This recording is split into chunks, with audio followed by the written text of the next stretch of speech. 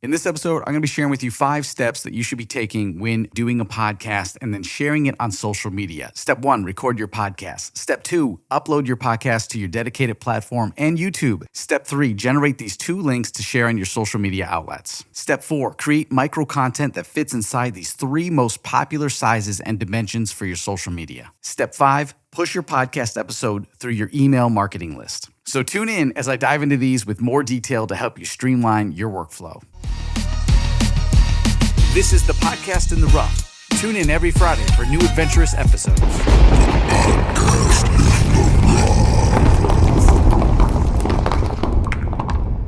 Welcome to the Podcast in the Rough, episode 117. I'm your host, Zebulon Thomas, and we're going to dive right in from recording your podcast episode to posting it on social media to gain you the most exposure and to give you traction to build that community that you deserve. Step 1, record your podcast. That's easy. Once you get done with that, we move to step 2. Step 2, upload your podcast to your dedicated platform and YouTube. Step 3, generate these 2 social links. So what are these 2 links? The first one's going to be the link to listen to the podcast. The second one is going to be the link to the podcast on YouTube to watch it. So that's just a YouTube video link. Let me dive a little bit deeper here. I recommend having a dedicated podcast website. So go to the link below in the description to find out more about how you can get the right podcast website. So when you upload your podcast episode to, say Apple Podcast or Spotify, it automatically populates to your dedicated podcast website. That is where you're going to want to take that link from. So if you notice, if you go to the podcastintherough.com, you can see under episodes, it has a dedicated hyperlink just to that episode. It's highly recommended to do this, and I'll tell you why. Because if you share this link that goes to, let's just say you're sharing the link that goes to Apple Podcasts. Not everyone has that app. They're not listening to you on Apple Podcast. They might be on Spotify or something else. So having a dedicated website gives you the ability to create this hyperlink. And what this does is allows you to drive traffic to your website. And from there, people can listen to your episode right on your website, or they can choose to subscribe and listen to it on any one of the platforms that works best for them. It's very fast and it's easy. So again, if you want to learn how to get a website up that's just dedicated to your podcast, that's automated and populated once you upload it, check out the link in my description. Now, the YouTube link is simple. It's just driving traffic to your YouTube channel. And from there, they have 4 call to actions that you should be encouraging them to take. That is, comment below, like, share, and subscribe. So why in this order? Well, let's get into this. Well, to get a comment, that is gold. If you can get your viewers or listeners to comment, it opens the door for you to connect with them deeper and build a relationship. Once you have that, you can grow that trust, build that relationship, and gain them as a solid subscriber down the road. So a comment is gold. That's why I say do that one first. If you can't get them to comment, it might be easier then to get them to like your content. If they give your content a like, it excites the algorithm, and that gives your content a boost of interest to others. This in return gives you more exposure and allows more people to find your podcast. Plus, people who like your content are more likely to come back a second time to check you out again. So it gives you that opportunity to win them one more time over and go back and get that comment and maybe even that subscribe. Now, let's just say you couldn't get the comment, you didn't get the like, but you got the share. Getting the viewer to share your content is a big deal. This excites the algorithm and gives you that boost for more exposure. And they shared something you said or did in your content that they felt so connected enough to want to share it with others. So regardless of what drove them to share that content, they are more likely to become a subscriber if you mention something in reference to the fact that they shared it. And that shout out goes something like this. Hey, I want to thank all of you who shared the podcast episode last week. I really appreciate it. It really helps me grow this podcast, and it lets me know that I'm giving you guys content that you enjoy. So I appreciate it. Let's talk about it in the comments below. Boom. Now you've acknowledged that you're paying attention to what others are doing and that you are highly appreciative of their support by sharing your podcast episode, sharing your content. And so then they hear this, and that's when they jump into being a subscriber, or they comment below. Or the people who have not shared yet, it encourages them to share even more because they want to be like everybody else. They want to follow suit. They want to be like, well, if everyone else is sharing, I want to be a part of this, so I'm going to share. Plus, they know that it supports the podcast. It's all about gaining their trust, entertaining, educating, adding massive value, and solving a problem for them. So just don't forget to do those things when you build your episodes. Okay, step 4, creating microclips. You can create these microclips very fast by using apps or pulling these hot spots from your episode and editing them yourself. So what does this micro content look like? Well, if you haven't done this yet, I'm going to share exactly what you need to know. Microclips are going to be 15 to 60 seconds of the juicy stuff that you can pull from every episode. And then you use that as promotional social media content. To make this simple, I highly recommend using an app called Headliner to generate your audiogram. When sharing the micro content of your podcast, you want to have stunning visuals that complement the episode. So how this works is you're going to want to take that audiogram that you've created inside Headliner, and you have options. I always recommend just starting with the 16:9. And I'll tell you why. Because you could take that 16:9 and then you can put it inside of a frame that I've prepared for you to make this super easy to post up. The 16:9 is going to be something that you can use across platforms that is not going to cause too much chaos for you and make you overwork. So I recommend this micro content to be featured in the following formats: a 1x1, 9x16, and a 16:9 canvas. Let's talk about the 1x1. The 1x1 is used for Instagram posts. You can also fit the 16:9 in the 1x1, leaving you room at the top and bottom of the square canvas to place more information at the top and a call to action at the bottom. The 9x16, use this format for Instagram stories, Facebook stories, YouTube shorts, and TikTok. The 16:9 format, use this for Instagram post, short form YouTube teaser content, Facebook post, and even LinkedIn. And this is just going to be your traditional video format. Like, I don't want to confuse you, but just 16:9 is just the 1920 by 1080. It's what you look at when you look at the TV. So it's going to fit real good in your social media posts. Now, all of this doesn't have to be complicated, and it doesn't have to take you a lot of time. In fact, I wanted to help you streamline your process. So to make this streamline for you, I've created a PDF that includes a bunch of templates that you can just put your information in and use that for your social media. It's simple. So you just download the templates, put your information at the top and the bottom. That's going to give you that nice visual look, and then you drop your audiogram right in the middle of that, or your podcast episode video, and then you upload that right to Instagram, YouTube, Facebook, LinkedIn, TikTok. Super easy. And if you want access to these templates, please just visit buymeacoffee.com/intherough. You can also find the link in the description below this episode, and go get this template that I've put together for you. It's going to make everything easier, and you can use this with your phone. Just download it, put it in your phone, and use an app like InShot. Go the whole nine. And if you need help on that, I'll also include a link in the description of this episode to go check out my other episode where I talked in depth detail about InShot. And I shared that outside of the group.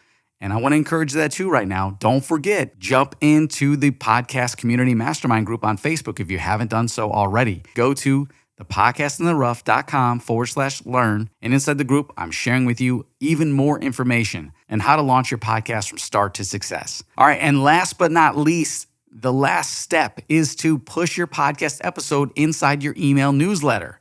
Now, listen, if you don't have an email list established yet, then go over to MailChimp and set up your email campaign, get that all set up so you can start to build this mailing list.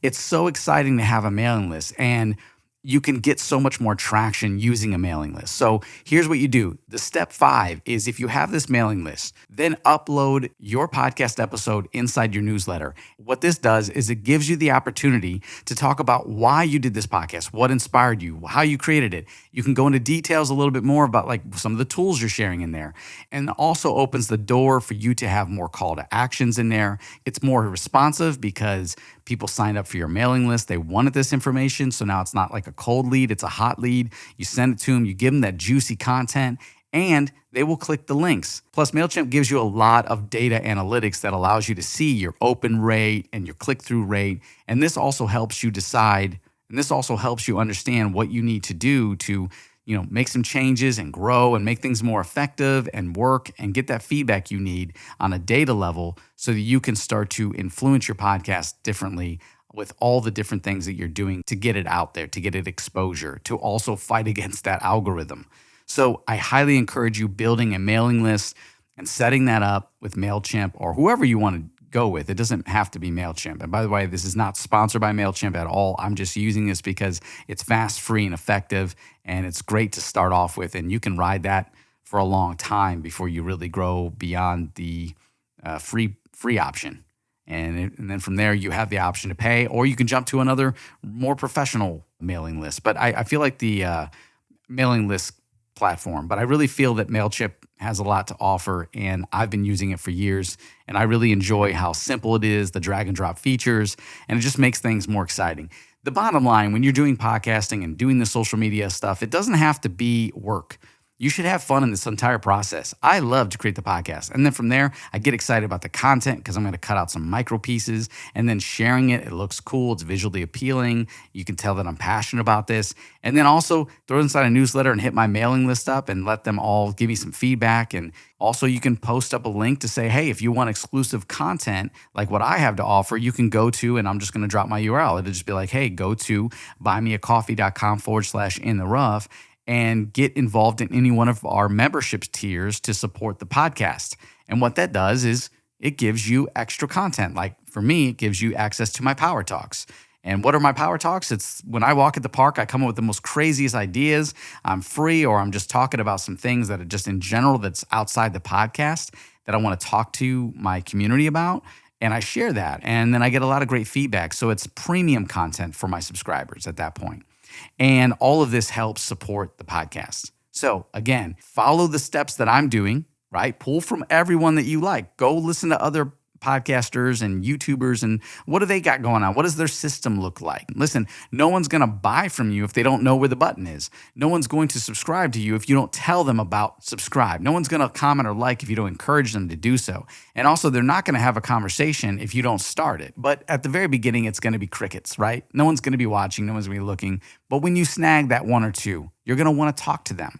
And you want to stay consistent and build this. And in the whole time, if you're having fun, this journey is not going to be hard. It's not going to be a long, drawn-out process.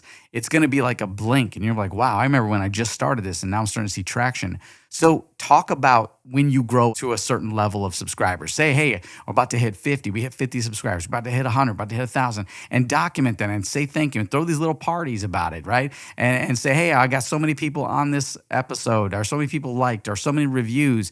And you just show them the journey that you're doing as you grow this. And you follow these 5 steps so that every time you do a podcast, you just repeat these steps. Now you have this workflow. Now you can streamline it, make it fast. And now this whole process is super easy. That is why I put this episode together for you, because I was like, you know what? I got to put this thing up tonight, this podcast.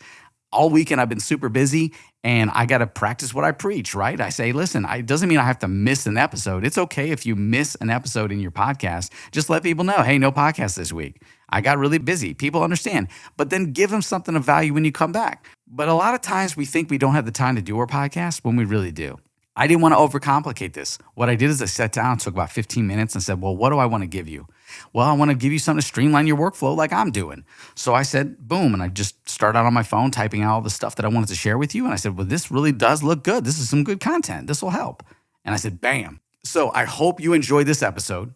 And please do apply these 5 steps and work hard to streamline it so that you don't have to work hard all the time when you do your podcast. Thank you so much. Tune in next week for another great episode of the Podcast in the Rough. Enjoy your weekend.